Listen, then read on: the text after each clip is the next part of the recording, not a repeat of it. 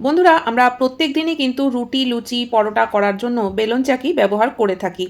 আর বারবার করে ইউজ করতে করতে কিন্তু বেলন চাকিটা নোংরাও হয়ে যায়, তো তখন কিন্তু আমাদেরকে ভালোভাবে মেজে ঘষে পরিষ্কার করতে হয়। আর এখন যেহেতু বর্ষাকাল, দেখবে সহজে কিন্তু কোনো কিছুই শুকাতে চায় না।